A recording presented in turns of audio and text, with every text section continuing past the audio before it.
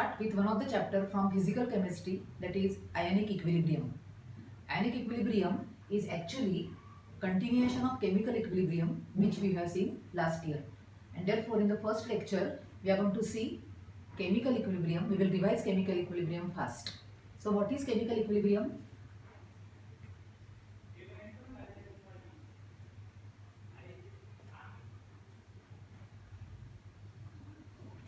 Now, chemical equilibrium concept is applicable for reversible chemical reaction, and therefore we will see one of the reversible chemical reaction. See H2 plus I2 giving 2HI. Now to understand the concept of chemical equilibrium, now see, the rate of chemical reaction is directly proportional to concentration of reactants. Rate of any chemical reaction is directly proportional to concentration of reactants, and therefore rate of forward reaction here is directly proportional to concentration of H2 and I2, and the rate of reverse reaction is directly proportional to concentration of HI. In the beginning we have H2 and I2, its concentration is very high and therefore rate of forward reaction is very high. At the same time, concentration of HI is 0 and therefore rate of reverse reaction is 0. As the time passes, concentration of H2 and I2 is going to decrease and concentration of HI is going to increase. So what will happen naturally? The rate of forward reaction will decrease and rate of reverse reaction will increase, isn't it? And the time will come when rates of both the reactions, they will become equal. And that particular point in the chemical reaction is nothing but chemical equilibrium. Okay. Now we will revise some of the characteristics of chemical equilibrium. So very first characteristic is at equilibrium, when the equilibrium point will reach, all the reactants and products are present, isn't it? The reaction has not gone to, it is not completed to any one side, isn't it? And therefore all the reactants and products are present and they have particular concentration at equilibrium. And that particular concentration is known as equilibrium concentration. So first point is related to concentration. Second characteristic is this chemical equilibrium is dynamic in nature. Very interesting characteristic. So what is dynamic nature? Dynamic means what? It is not static in nature. As at equilibrium, both the reactions, forward and reverse, both are taking place, isn't it, with equal rates, isn't it? And therefore, the reaction appears to be ceased. The reaction appears to be stopped. But actually, it is going on both the sides. And therefore, chemical equilibrium is not static. It is dynamic in nature. Okay. Now, one more characteristic we will see. Now, if we will apply law of mass action, if we will apply law of mass action to the reversible chemical reaction, we will get equilibrium constant. What we will get? Equilibrium constant. First was related to concentration, equilibrium concentrations. Second, dynamic nature,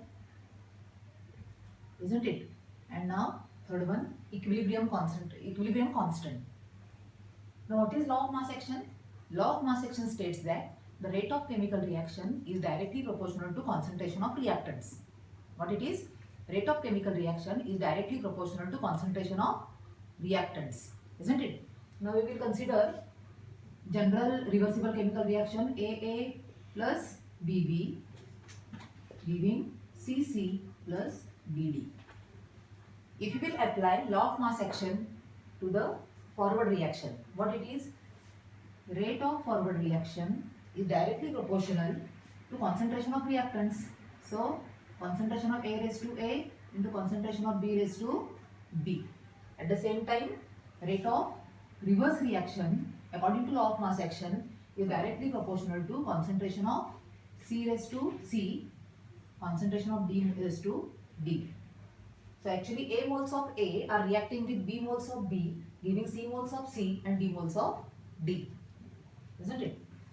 Now, rate of forward reaction we can write is equal to Kf, proportionality constant, and RR is equal to KR. Now what is going to happen at equilibrium? At equilibrium, rate of forward reaction and rate of reverse reaction both are going to become equal. Isn't it? Rate of forward reaction and rate of reverse reaction, they will be equal. So we can equalize this, isn't it? So Kf into A raised to A into B raised to B is equal to Kr into C raised to C into D raised to D. So Kf upon Kr is equal to K, ratio of constants, is equal to C raised to C into D raised to D upon A raised to A into B raised to B. And this constant is known as equilibrium constant, Kc. Why Kc? Because we are expressing here equilibrium constant in terms of concentration of reactants and products, isn't it? So this is about equilibrium concentration. And one more concept, one more characteristic we can say.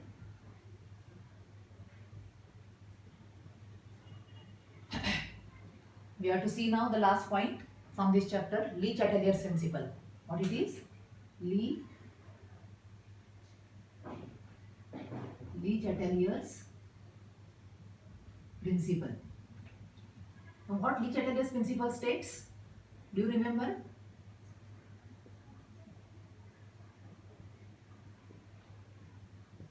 It states that if at equilibrium,